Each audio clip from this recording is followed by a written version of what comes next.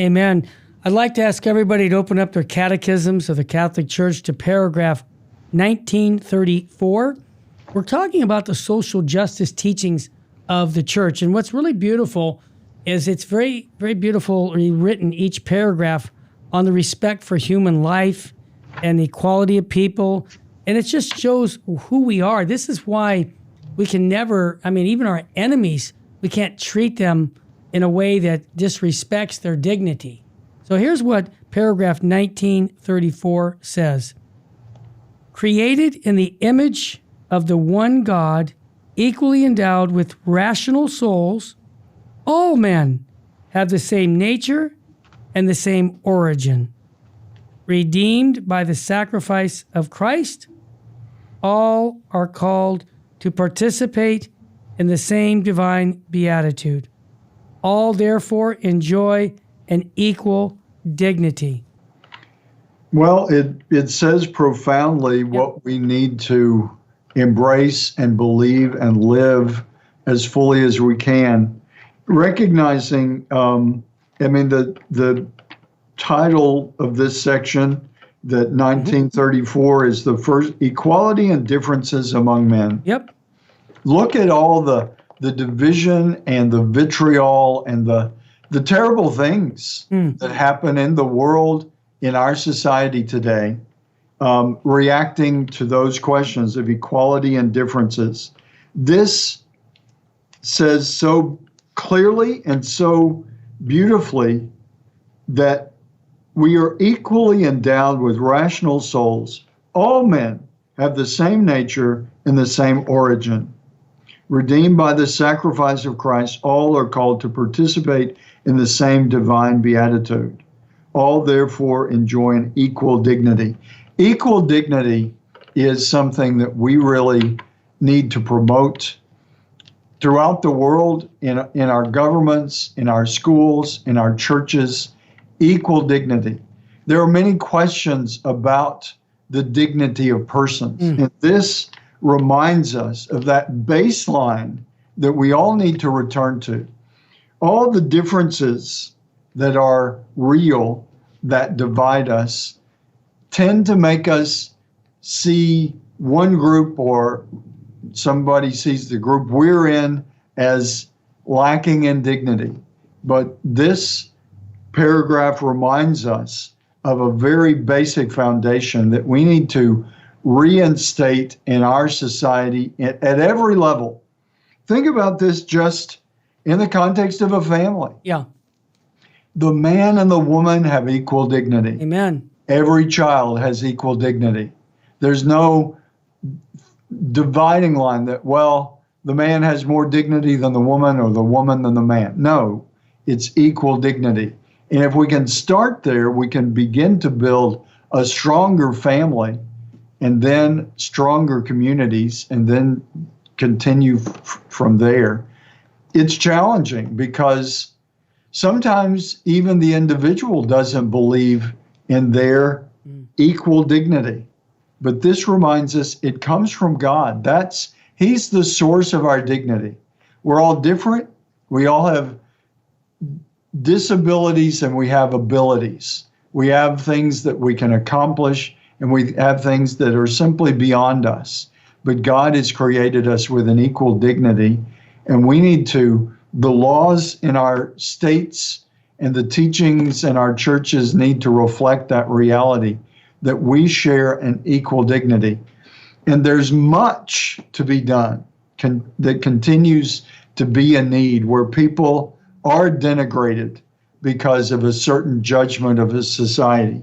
We all have equal dignity, and we need to return to that basic foundation. Well said. I put in my catechism that includes the born and the unborn, all of us. And that's why this is such a tragedy, because our church teaches that everyone has a dignity. And I think that, that applies to the unborn, obviously. Paragraph 1935. The equality of men rests essentially on their dignity as persons and the rights that flow from it. Here's what the rights. Every form of social or cultural discrimination his fundamental personal rights on the grounds of sex, race, color, and social condition, language, or religion must be curbed and eradicated as incompatible with God's design. I mean, really, Terry, what strikes me is if we could just, everyone in this nation, if we suddenly all read this and say, you know, that's true, how many differences would it make in how we treat each other, in how we live together, every form of social or cultural discrimination, in fundamental personal rights on the grounds of sex, race, color, social conditions, language, or religion must be curbed and eradicated. That's freedom. Yes. That's what we're called to. And the divisions that we have really flow from forgetting this basic truth. And the last two words, I think, are probably the most important. It's God's design. Yeah. That's what we need to wake up to and return to. This nation was founded by people who were seeking God's design. Mm-hmm. Not perfect. It certainly has a history of imperfection, but we need to just keep going back to what is God's design? What is God's plan for us as individuals and for the human community? Refocusing on God's design rather than our own design and making ourselves God, that's a fundamental change that needs to happen for us to begin to take care of the rights that are not held sacred on the grounds of sex, race, color, social conditions, language, or religion. There's so many ways that doesn't happen. We have to return to God's design in order to help make it happen. Well said. I remember a friend of mine, Alex Jones, who was an African-American convert to the Catholic faith, and he gave his conversion story, and he said, the truth has no color. In other words, it's universal. And I think that your key about God's design, this is why we say that prayer, thy will be done thy will be done, not my will. And this is the key, I think, what you just said, in the whole church and in the whole world. Let's don't do it a Democratic way. Let's don't do it the Republican way. Let's always say, what's God's design? What's God's way? If we keep that as our number one focus, I think we could turn this around. That's my take. 1936. On coming into the world, man is not equipped with everything he needs for developing his bodily and spiritual life. He needs others. Differences appear tied to age, physical abilities, intellectual or moral aptitudes. The benefit derived from social commerce and the distribution of wealth, the talents are not distributed equally.